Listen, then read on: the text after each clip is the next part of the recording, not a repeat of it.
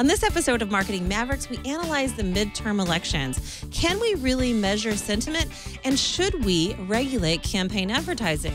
This and more coming up next. Netcasts you love. From people you trust. This is Twit. Bandwidth for Marketing Mavericks is provided by CashFly at CACHEFLY.com. This episode is brought to you by Squarespace, the all-in-one platform that makes it fast and easy to create your own professional website or online portfolio. Now introducing Squarespace 7 with even better site management tools and other improvements. For a free 2-week trial and 10% off, go to squarespace.com and use the offer code MM.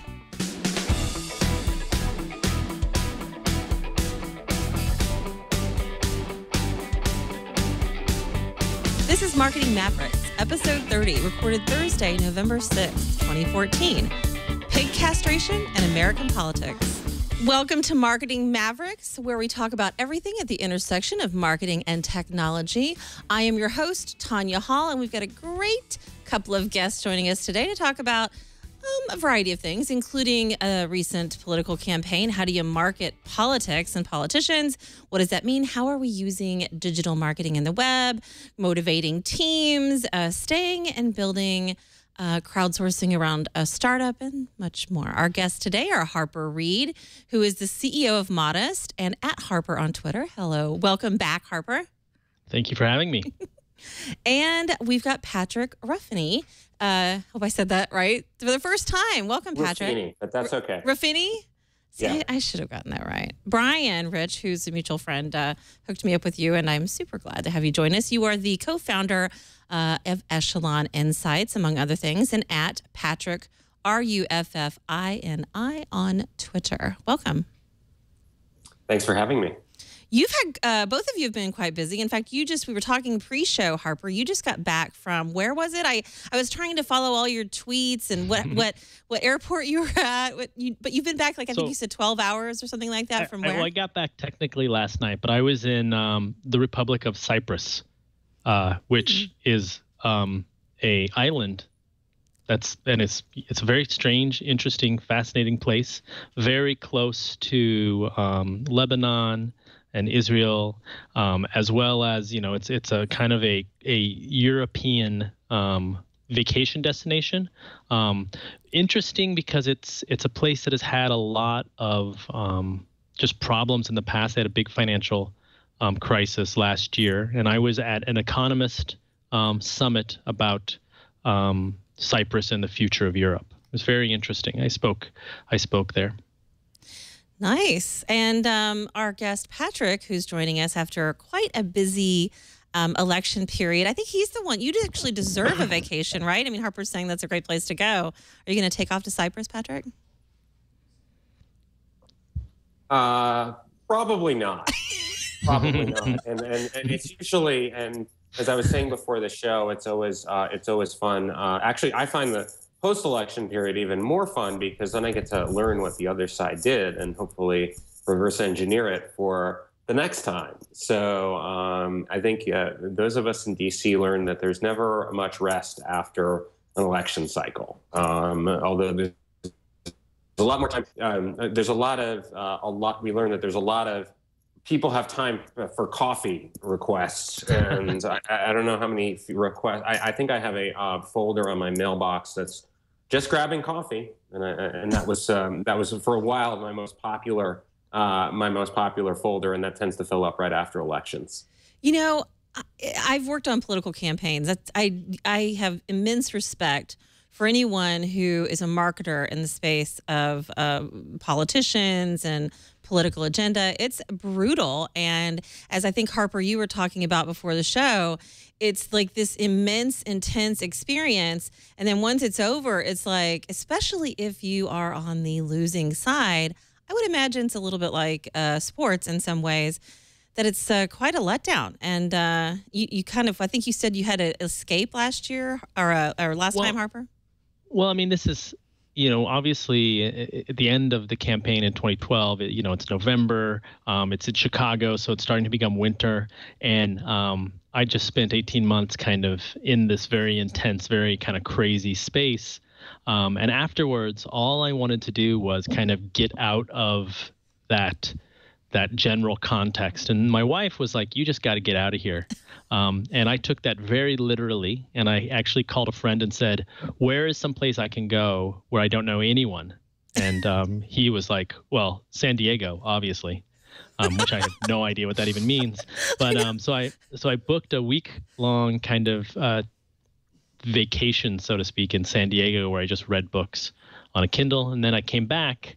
I had no internet. I didn't bring a phone. I brought a phone that you could just use voice on, no SMS, no email. Wow. And I didn't check my email for a week. And then I came back, and it was very positive, because it was kind of this padding, kind of this little like crash padding between that experience and the next experience, without much time or investment. And so it was, because you do go from getting, thousands of emails a day to zero in kind of 24 hours. It's kind of stressful. Yeah, actually sounds really good. I'm kind of interested in that little vacation you're just talking about. I've wanted to get off Twitter and Facebook sometimes to escape. Yeah, you should try it. Yeah, I think it would be good for me right now. So, Patrick, you talked about this is actually an exciting time for you after the elections, and congratulations on all your big wins. It's this interesting conversation too around, like, do we always know what's actually going to work? And we don't, right, as marketers. So how do you approach it? I mean, in the past, how we approached, and I think probably some of this remains the same, is when you start a political campaign, it's all about the fundraising, really. It's all about, oh my God, I just had that song go through my head. It's all about the bass. It's all about the fundraising in the beginning, and shaking hands and meeting with people, actually knocking on doors. Has that changed? A lot of the fundamentals remain the same. I mean, we're still using technology to, I think, in many ways, service those existing kind of core functions of the campaign. So in many ways, it's fundraising. So instead of going to these meet and greet dinners, and you're still going to do that, but now you can fundraise over email. And you've been able to do that for a while, but it's really been taken to a new level in the last few campaigns, where we're seeing just a lot more. I think the DCCC, the Democratic Congressional Campaign Committee, in the House raised $111 million from grassroots donors. And there's a lot of experimentation and, frankly, a lot of, some would say, harassment that goes into these programs now, where these used to be kind of thoughtful messages that would get sent to supporters. And all of a sudden, you're seeing match kittens and the President Obama begging me for money, and all of these different gimmicks and things that they're trying out, because their real-time response is sort of, they're able to optimize over lists of millions of people to be able to deliver messages that, frankly, seem to get old, but seem to work because they keep repeating it. I mean, there was this great Jon Stewart clip kind of bringing all of this to light. And it's definitely gotten a lot more attention this election than previous elections. So when do you start the digital process? Is that in the beginning when you're trying to raise money? I mean, Cory Booker, who I think has done a phenomenal job over the years of being engaged on social media. I get, constant emails from him, as well as other politicians, about donating and updates. How important is email and the whole mix of creating that process? I mean, are we still responsive to that? Yeah, it's definitely, you think like in this age of social media, email doesn't matter. That's not true. People are still, you still need a channel to get in front of people where they're actually going to open a message and not be one of 500 other messages. And it's surprising, frankly, how well email has continued to work. And frankly, people have become more and more dependent and reliant upon it. I mean, there's certainly other sources now, but email still continues to be king in sort of the political fundraising space, as opposed to, when you ask about, when you started, it definitely is one of the first parts of the process that we tend to see.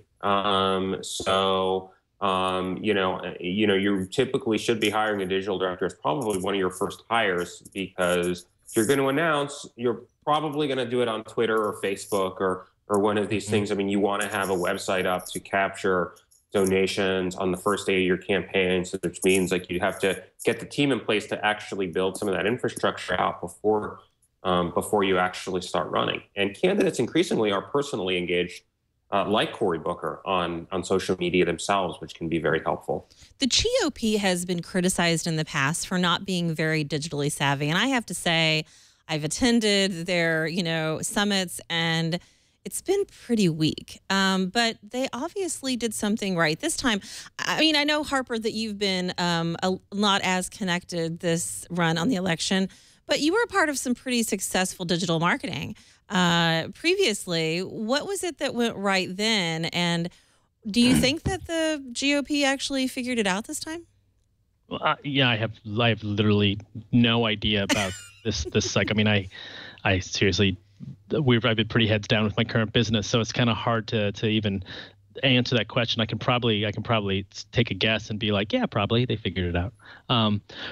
But I mean, one thing that I just want to echo what Patrick was saying, email is such a key. And then as candidates become more and more involved with social media, whether it's with, their digital directors, et cetera, it oftentimes is becoming the first kind of place that you go. And so, and more importantly, it's also some place where the candidates have to seem genuine. So it's very obvious if a candidate or even, spokespeople, et cetera, are ran by, their digital teams instead of the candidate themselves. And, you really want that to seem like one of the most, trying to think the best way to say it, just one of the most genuine and accurate kind of interactions, because people will see through it if it seems too fake. And so I think people have done a really good job of, especially lately, of really embracing that and making sure that it seems like it's actually the right path or the right kind of like interaction model. So it's but I have absolutely no idea about this cycle. So Patrick, email important, I get it, but millennials aren't really as connected with email. They use email, but they're not using it. We didn't see a big turnout, I think, as that we thought we might with some of the millennials. Is that right? Did that factor into a lot of the GOP wins? I would say, I personally wouldn't say that Democrats did everything wrong, and I don't think there's any evidence of that. I do think, when you talk about millennials, that's sort of been a fact of most midterm elections. The turnout just dramatic lines, and that's been happening for a while. And I know Democrats put a lot of money and resources and attention into trying to counteract that trend, and didn't quite get there. But when you're asking like, are millennials opening email? That's not who the emails are aimed at. I mean, even the Democratic emails, I would probably venture to say most of the people who are contributing to that are over 50. And so you have a bunch of 25 maybe at the high end 30-year-olds messaging and figuring out what messages are going to work with grandma. I think that's what a lot of politics is, and particularly in midterm elections, that's kind of what it tends to be. But also, frankly, on the Democratic side, who do you think actually gives money to political campaigns? It's usually people who are older. What about voter turnout? How do you get the voters to actually show up? Is digital, is mobile voting, is that the way to go, digital voting, or are we seeing a bigger trend in that space? So it's interesting. There's been, for this cycle, for the first time in a while, there's been online, actually for the first time in a lot of states, we've seen online voter registration. Now, partly, we've seen it in California, a few other states. Ironically, in California, looked at this, the turnout was actually way down, but it was because there weren't that many competitive elections in California. But it is actually generally getting easier to vote, and we are seeing online voter registration, early voting being particularly important. I've even seen in the data some people, maybe 12 people returned ballots via email. It was kind of this weird anomaly I saw in the data that I was looking at some of these states. But it's definitely, I don't know that we'll fully get to online voting anytime soon. I mean, there's a huge trust factor that happens. Even like look at the voting machines, and we're sort of backing away from using kind of voting machines that are electronic to vote because of the lack of paper trail and all those types of issues. So I think we won't see online voting for a while, but there's definitely steps being taken to make at least the registration process more accessible. So the chat room has some really good questions. I think, how do we track who's promoting are paying for viral marketing campaigns instead of social media? I mean, are we interested in that? I mean, do we want to track who's actually paying for these campaigns? Well, I mean, we saw this just recently with the Alex from Target kind of situation where there was a viral something, and we saw a couple people pop up and kind of insinuate that they were behind it. And I don't think there was a real answer, as far as I could tell, on whether or not those people were behind it. And so in many cases, attribution here is very difficult, even if it is a real campaign. And I would suggest, and this is probably to the people that aren't Patrick or myself, people who are not involved in the stuff, that they should be interested in where the funding is coming from for many of these ads, because in the best case, they're friendly and they're nice or cute or fun, and people are sharing them because of that. But in the worst case, they're negative and attack ads. And it's important to understand, where is the money coming from for this stuff, so you can understand, is this something that is real? Is it, is it sock puppetry, etc. And that's it gets very complex. And the Alex from Target situation just shows that even professionals can't really get a good grasp on where some of this promotion and traffic is coming from. Ellen DeGeneres had a really cute interview with him on her show. She does some funny stuff. I think, agencies who jump up and take credit, I don't have this for a fact, but I've been told by reliable sources that an agency did jump in and take credit, and they didn't really do anything to work. I mean, that was just a natural viral thing, but we don't know, right? And as users of the web who are persuaded to potentially not just buy products or hire people for services, we actually place votes for people who have a lot of control over our lives, and a lot of it's based on influence on the web. How as marketers are we approaching the influence factor? I mean, are we doing it any different with social media than we did with traditional tactics like direct mail and outdoor advertising? And how has that influence factor changed? So I think it's interesting that the challenge on political campaigns has always been different than I think a lot of your brand marketing campaigns. You have to get to 50% plus one. And that's not always the case. I mean, you might be running in a primary where it's enough to get 30% or 40%. But generally speaking, you want to get as many votes as possible. And what that has typically meant is the fastest route for people the perceived kind of fastest route for people to do that has been through broadcast television ads. And as much as people talk about that's going away, TV is going away, people are cutting the cord. Yes, that's happening to some extent. I've certainly having run a digital agency, I've certainly said, you should be moving more of your money online. But this election cycle, it's been even more centered around TV. There's certainly been a rise in digital.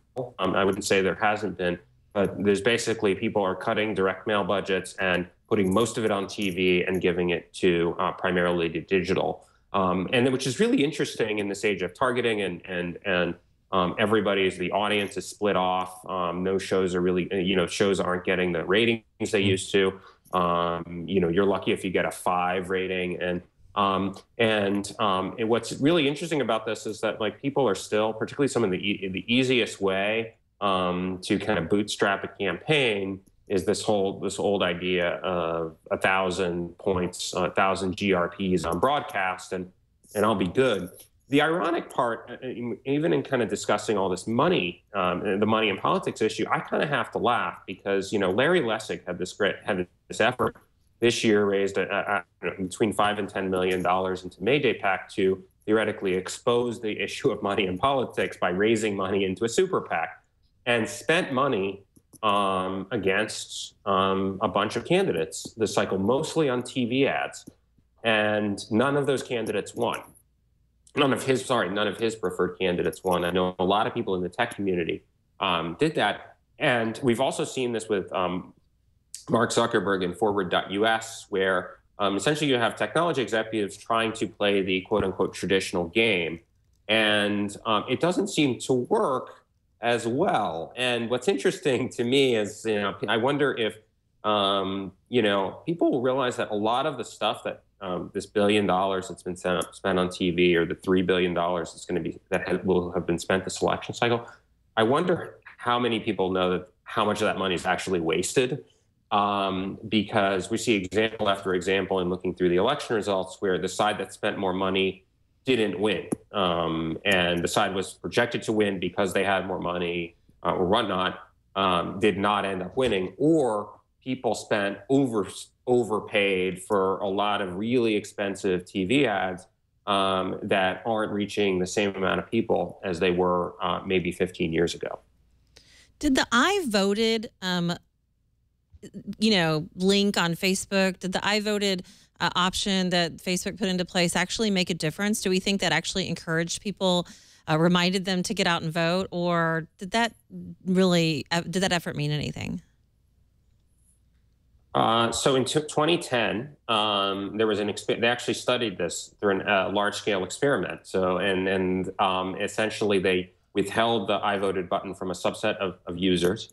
They put out a couple different versions of it, and they showed that, and went and back and looked at the voter files after the campaign, and showed that, lo and behold, they think that it actually raised turnout by somewhere in the neighborhood of 4%.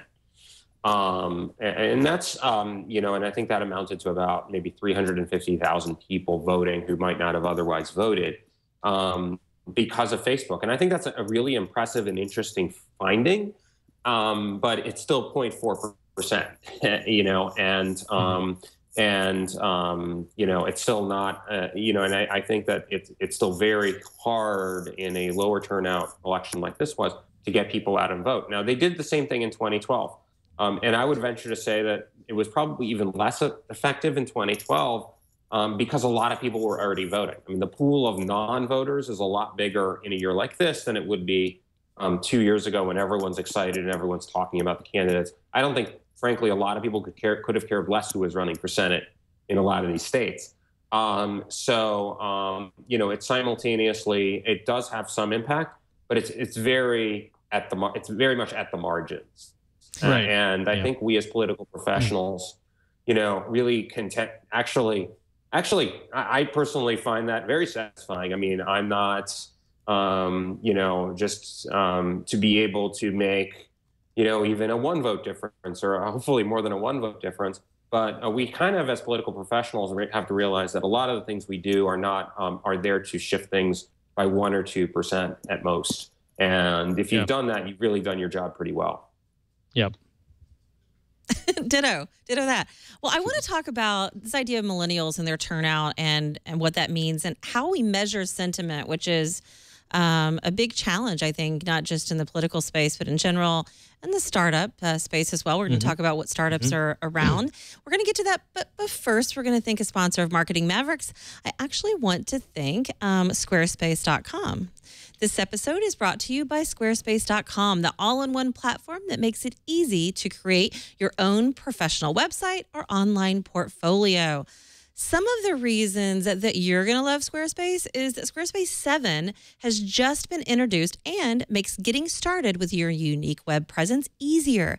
It's now more all-in-one and simpler to navigate and operate in a seamless experience. Squarespace 7 allows you to live edit on one screen, and it gives you instant access to professional stock photography from Getty. That's right. Instant branded email is set up with Google Apps, and Squarespace has designed category-specific templates that cater to site requirements from industry groups. For example, like New Horizon template is laid out for bands, featuring tour dates and music player and merchandise store. It also has the developer platform now out of beta. Note and blog apps are now on Android too, so it's very mobile ready. Start your 2-week free trial with no credit card required and start building your website. When you decide to sign up for Squarespace, make sure to use the offer code MM to get 10% off and to show your support of Marketing Mavericks. And to begin using Squarespace 7, existing customers go to the Settings tab to activate the new features. We thank Squarespace for their support of Marketing Mavericks. A better web awaits, and it starts with your new Squarespace website. Thanks, Squarespace. We appreciate your support here of Marketing Mavericks. I'm a big fan. Lots of great stuff there. Websites are important. You know, I have to say that, the political candidates that I've worked with were on the right, and they weren't always very digital savvy. And sometimes the very first thing you have to do is set up a website, and you're trying to figure out what's friendly and getting in touch with the right agency. I mean, what's probably the biggest challenge, I think, for candidates who are trying to find the right marketers? Like, how are they doing that? Patrick? Well, I think that, you look at, you mentioned that, I think that resonates with me, is the point about, do you have to be this millennial digital savvy person to actually take advantage of the medium? And I think we're seeing, it's certainly not true. It's certainly more true than not, but it's not true in every case. So Mitch McConnell, take an example of probably one of the politicians you would think would be least digital savvy, frankly, just looking at him, but ran a very good digital campaign this cycle, and saw he needed to invest in it because he said, well, they're going to come after me and I need to hit them back with, I need to run the most competitive race I've ever run, and ends up winning by, a huge margin. So I think we're seeing even more traditional candidates, people who are used to doing things the traditional way, are embracing a lot of these tools and are embracing a lot of these tactics. The ones, and I think, like I like to say, it's not specifically a problem that just with digital. I think it's a problem across the board. Some people don't want to work, and if you don't really want to work hard to get elected, you're probably going to not get, you're probably not going to run a great digital campaign, and you're probably also going to lose in the end. So that's how I kind of frame that problem. And I don't think I do think that traditionally it seems like the Republicans haven't had as strong of digital campaigns, but I do think that the candidates have to be bought into the idea, regardless of what side you're on. And if you are not investing in digital and technology, you probably aren't going to be probably not going to, it's not going to work. You have to kind of understand exactly what Patrick said, that this is going to be part of your campaign, and then invest in that in some way. There was about a 21.3% actually turnout for millennials this election, which is about the same, I think, that we've seen before. But the outcome was so much different. How are we measuring their interest and sentiment, or maybe not even just millennials, but how do we measure sentiment on the web in general? Big question. Nobody's going to go. Well, I think Harper. I think measuring sentiment is largely fake at this point in time. There's a lot of people who are like, yes, I can. Every time I travel, every time I go to a conference, there's 2 or 3 people that will come up and say, my startup is the best at measuring sentiment. And that's a very, very hard problem. And in some cases, I have actually, in some cases it works very, very well, but I don't think that, or let me say it slightly differently. I have yet to found an organization or company that can, with authority, say that sentiment analysis always works, or that and therefore I can't imagine using it unless it's for a very set, corpus. Like if you're saying I want to find, I just don't believe in it. It's probably easier than trying to caveat it. I believe that in the future we might be able to get better at that sort of thing, but I don't think we're there. I think we're still trying to figure out so much. And that you talked about the Target, Alex from Target, and I think, we don't know necessarily how to make something go viral. We have some idea and potentially a rough formula for what we think could potentially work, but we don't really know how to make that happen. So how is Mark? Go ahead. There's a couple things you can build on that. We don't know how to make it happen, but we definitely know how, like, things to do to increase the likelihood. And there's a lot of little bits and pieces that you can start to kind of make happen that will help you go along that continuum of virality, I guess. And in many cases, it's this thing that you just keep adding to. An example is on Facebook. We found, and I think this is pretty much universal, we found that like sharing images on Facebook, on your Facebook page, really increases the number of likes and shares versus text. And so you do little things like that where you just have these tips and tricks, but that doesn't mean that it's going to work. That just means that you're going to minimize or maximize the opportunity. And so it's a little bit like, what is that luck equation? Preparation and something else equals luck. It's a little bit like that. Like you can't always know if it's going to work, but you have to just make sure that you're checking as many of the boxes as possible to get it to work. Patrick, what do you say about that? There are a lot of, so I think there's a huge, there's been this huge theme right now, talking about data analytics. We have all these, we can look at sentiment, we can look at volume, we can look at all these different sorts of things.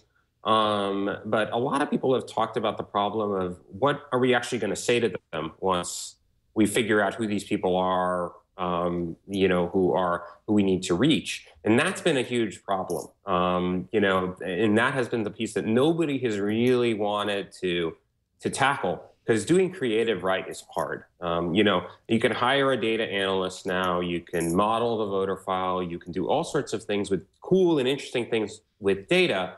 But in terms of actually figuring out the thing that's actually going to move them, that's the part that people have not yet truly fully invested in. And the ones that do have not just an incremental advantage, I think they have an exponential advantage, frankly. And I look at the Senate race in Iowa, was really shaped by a single ad by the Republican candidate early on that talked about her growing up on a farm and saying and castrating pigs and saying how she was going to do the same kind of thing to people in Washington. That's... And she is now a U.S. senator. And after being sort of an anonymous, relatively running fifth in the primary or something like that, got the nomination based on a really catchy, creative ad that she didn't have a lot of money to put behind it, but it got 500,000 views on YouTube. And I haven't seen anyone else this cycle do that piece really well. But if you want to attribute at least that election, you can look at that example to say how powerful this is. But a lot of campaigns, are certainly trying to be data-driven. They're trying to, tap into what's the latest and greatest data source that's going to allow me to win. But nobody really wants to go and figure out what's actually going to work from a content and from a messaging standpoint, and how do I need to best, how do I use data to solve that problem? Did she really say she was going to castrate pigs in Washington? She did. Well, she did as growing up. Nice. And used that as a metaphor, and basically we're going to make them squeal. And it worked. Interesting. So what about micro-targeting? When it comes to elections, how can marketers learn from micro-targeting and picking out very specific segments? So that's been a thing in politics, I think, for the Bush campaign that I worked on 10 years ago did that kind of for the first time, and it was sort of seen as revolutionary. In fact, there was this story about how when Romney was first running for state office, people who did this work in politics went to him and described this process, and he actually said to them, "Wait a second, you mean you don't do this? You just started doing this in politics?" He had been in business at the time. Yep. And so ironic in light of sort of what happened in 2012, or sort of the media narrative of what actually happened in 2012, not necessarily the reality. That's a very good point, Patrick. Right. But what I'm saying is right now we reach sort of I think there's a lot to be done with data and analytics and to try to figure out. I mean, there's so many different election models now. There's not just Nate Silver. There's the upshot. There's monkey cage. Everyone's now has these academics who are trying to basically put polls into a model to kind of figure out who's going to win. But I still think the piece that we have yet to crack is sort of how do you actually move people with that? We put $1 billion on TV. A lot of that, I frankly believe, was wasted. And it wasn't just wasted because TV sucks necessarily. I think TV can be very powerful. It's because the ads are just horrendous in a lot of cases. And they're not necessarily using TV with the same efficiency that they do use digital or micro-targeting, et cetera. When there is that opportunity, kind of what we saw on the Obama campaign with the media optimizer and that stuff. And so it's harder, I think, on television. So Harper, from a standpoint of creative, I think this is a really good point. And we've been seeing ads not just on traditional cable television, but when I think of TV, I also think of internet-based content, podcasting, Hulu, that sort of thing. Creative is incredibly a part of our decision. So how should marketers, or let's say politicians, marketers, approach creative moving forward? Well, I don't necessarily know about moving forward, but I do know that, watching the digital team on the Obama campaign in 2012 was a fascinating experience. This combination of using as many numbers and, any quantification we possibly could mixed with, experts in design and just generally, writing, et cetera. And so you have all these just wonderful people who are building and then testing content, in a very, and this wasn't new, it was just weaponized in a very positive way. And so it's pretty interesting. And I want to kind of echo something that Patrick kind of touched on, which is many businesses have been doing this stuff for years and years and years, and they don't have a 2-year pause between, their campaigns. They're doing it every day. And really what I noticed is the campaign in 2012, the only one I've been a part of, was doing very interesting stuff. But it wasn't doing anything more or less than a Groupon is doing every day, or any of these startups are doing every day to target their users. And so when you look at creative or even marketing, it's oftentimes campaigns seem like they've been uplifted into this world of creative digital marketing that many of the companies that we use every day are doing. And so it's more about how do we take the best of those opportunities and add them to campaigns. I think less than it is about how campaigns are inventing a new path. Patrick, what do you think? Does that sound accurate? I think that's largely the case. I mean, there's just different, there's just very different things you can do in a campaign that you can do in a brand space and vice versa. I mean, there's some actually advantages that campaigns have that like a voter file. Right. I mean, they have a list of exactly who voted, and they can very easily target people based on propensity. And it really is, to me, I mean, the tools are now widely available. I mean, there's no notion, I think, anymore. One side has more access to tools than another side. I think it's really how you use them and at what scale. And I think one of the things I've been certainly critical of on my side has not necessarily been, hey, you didn't have these tools or somebody hadn't come up with this stuff. It's just like you didn't use them at the appropriate scale to win a presidential campaign. And next time, I think they've certainly learned that lesson. At least I think we've started to learn it, as evidenced by some of what happened on Tuesday. What is the parallel, maybe Harper, between traditional digital campaigns for startups or in a more of a traditional space, business, compared to the political space, politicians or political issues? Can you ask that slightly different? I don't quite. So I want to make sure I understand. So I think marketing political issues or politicians specifically can be quite different than marketing a product or service. What are the parallels? I mean, what makes it different, or do we apply the same methodologies that we would apply to business? I think there are. I think it's large. It's very, very similar. I think there are a few things splashed around that are different, but for the most part, I found it very similar to to my experience in business. Now, what Patrick just said is very important. You get kind of a kit when you enter into politics of these are the things, these are the people who can be contacted, or with the voter file, or these you usually have an email list of previous supporters, fundraising lists of previous supporters, and so you get that kind of out of the gate. Whereas in a business, you don't start with that. But if you're in a relatively mature business, online business, I think that the marketing kind of starts representing very similar things. Now, there are huge differences on regulations on what can you do, not necessarily legally, but what you have to wrap around your advertising legally with the paid for by notifications, etc. And so it's pretty interesting to see how much, and this is an experience that I had on the campaign in a very positive way, and I'm sure Patrick can mention this as well, is how much lawyers are involved in the digital marketing inside of a campaign versus, in my current company and the marketing we do, there's no lawyers, hundreds of feet anywhere near the marketing. And so that was something that the campaigns either do a very good job of in the case of, the Barack Obama campaign in 2012, or can probably do a bad job where the lawyers are actually kind of a gating factor. What do you say about that, Patrick? Are lawyers a big part of the strategy? They are very much so. And there's not only, and I think less so. I mean, and I think that, a lot of the issues that were around, I think at least maybe early on in the Republican space, I mean, it really comes down to what can I get approved? It's not just what I want to do, is what will actually pass muster with the eight different people who need to sign off on this.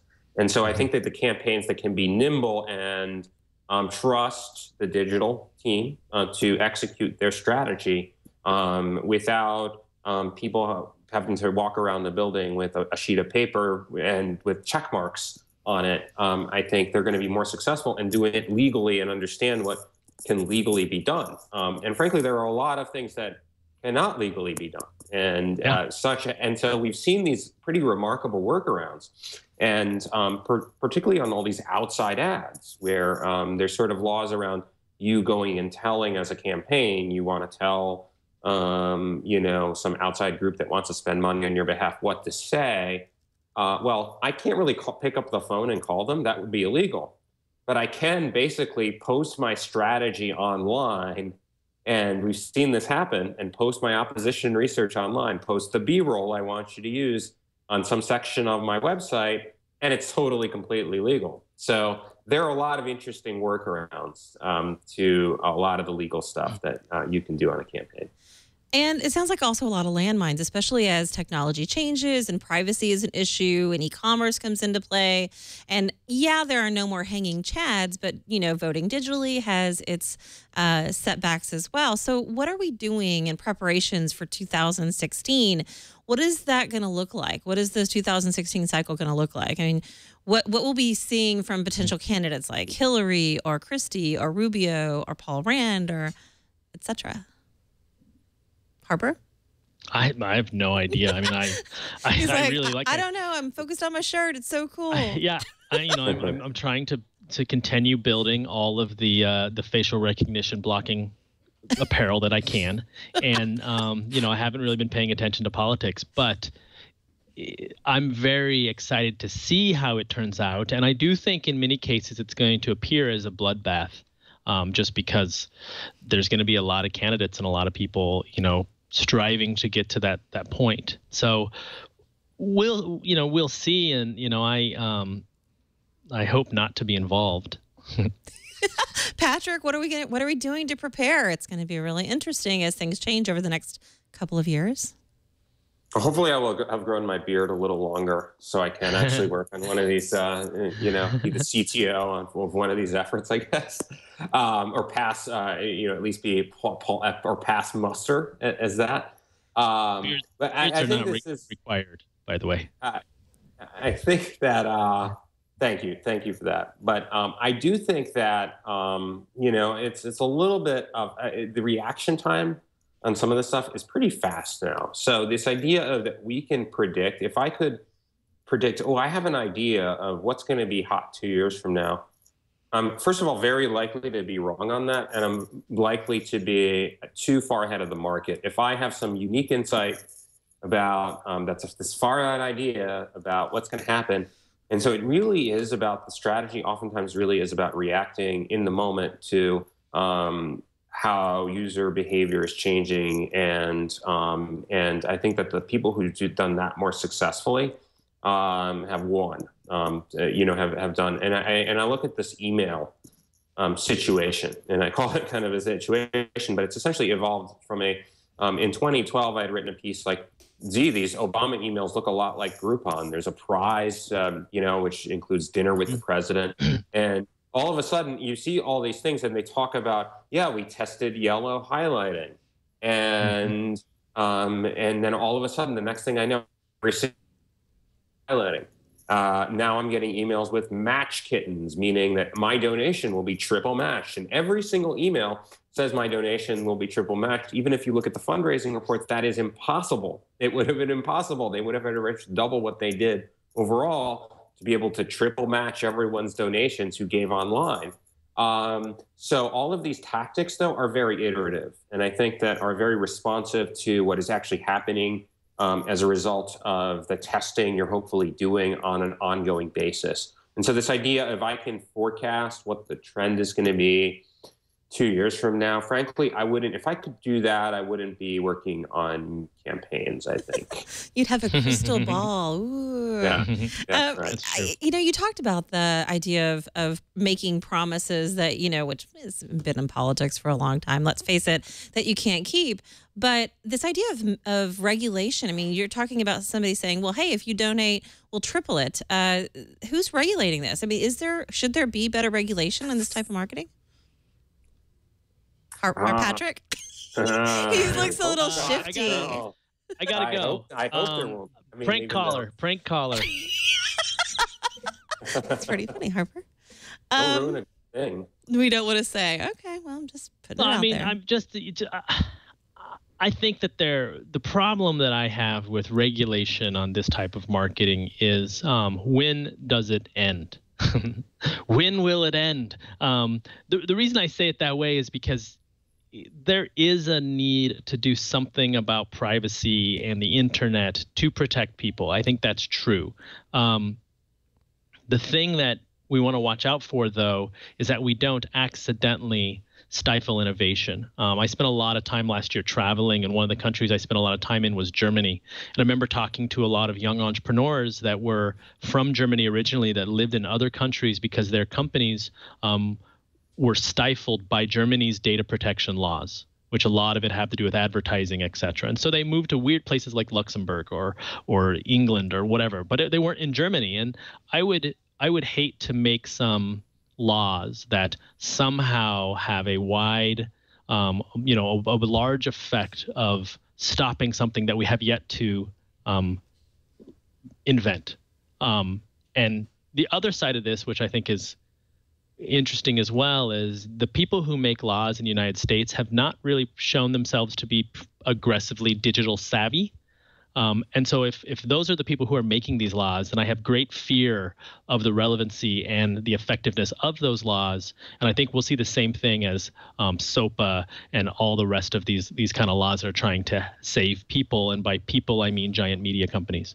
And so that's my worry. Now, with that said, I do think there's probably room for some, suggestions, light regulation. I'm not even sure what the right word is, but some way that we can make the internet or continue to have the internet be a safe place. Having the internet be a safe place. What do you think about that, Patrick? Would you agree with Harper?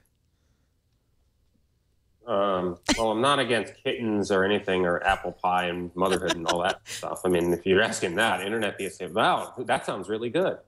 What we interesting findings is, in many cases, there are a lot of these laws, but the politicians have exempted themselves from them. So in the case of, I'm doing a lot of now is polling.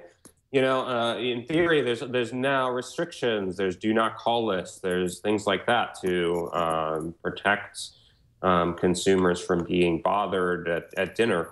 But guess what? That doesn't apply to politics at all, because the politicians have written have written the laws.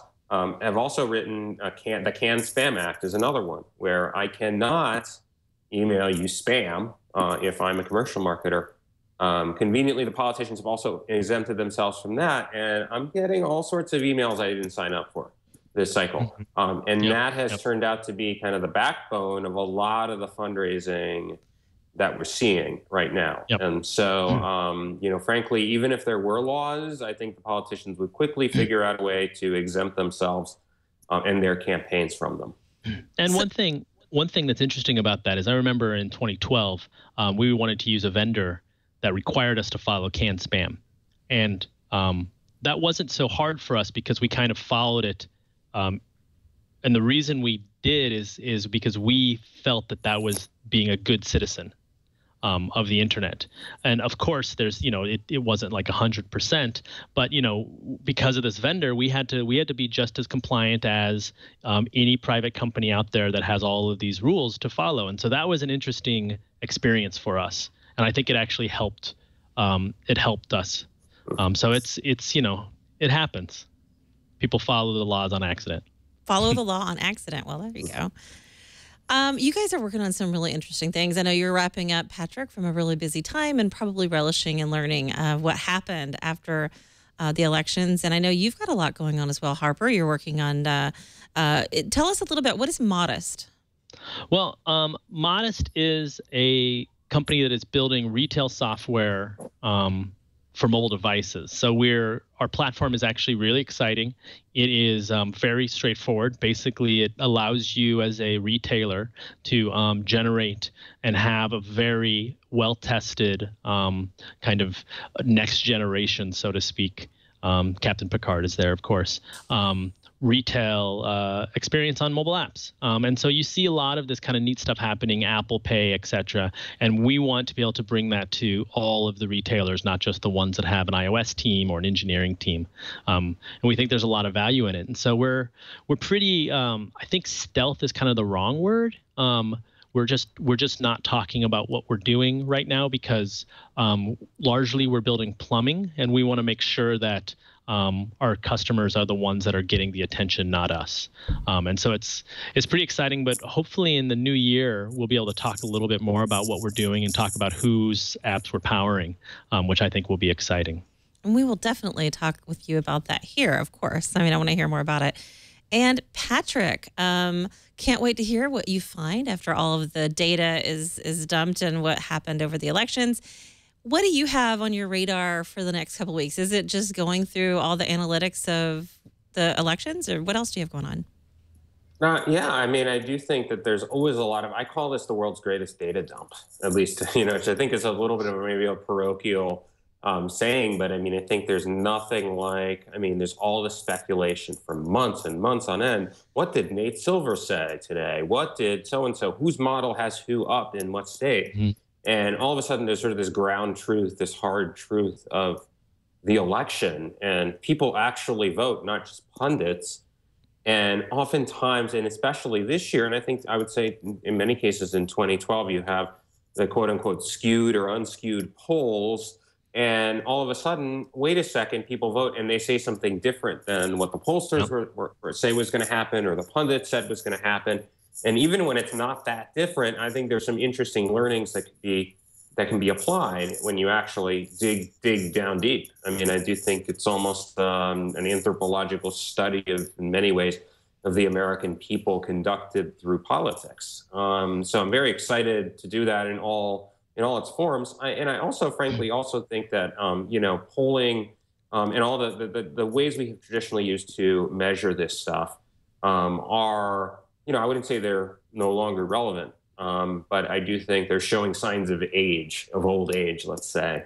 And what can we do to improve some of our perceptiveness of what voters actually are thinking and what do they actually want, and how best can we craft a message that will resonate with them. And so, I think the digital space, so as much as I agree with the comments before about sentiment analysis, I completely agree with them because I think partly there's just not enough data out there for us to be able to successfully process that. But I do think like the truth is sort of out there about, you know, what are people thinking, and maybe the polls aren't fully telling it to us yet. And so I'm very excited to be able to actually correlate some of the things we've been studying during the election season to the actual results to, you know, to kind of figure out what really mattered. 2016 is going to look pretty interesting, I think. So I want to thank both of you guys for joining me today. Harper Reed, you can be followed where? How can people follow your work? Probably the easiest ways is just at Harper on Twitter. And I tweet about really everything, but mostly how awesome I am. You're pretty awesome. And I love that shirt. What's that all? Where can we get one of those? So this is this brand that is ridiculous from the United Kingdom called Killstar. And it's absolutely some of the most ridiculous clothes in the world. It's really fun. But more importantly, no one can detect me with facial recognition while I wear it. And Patrick, how can we follow your work?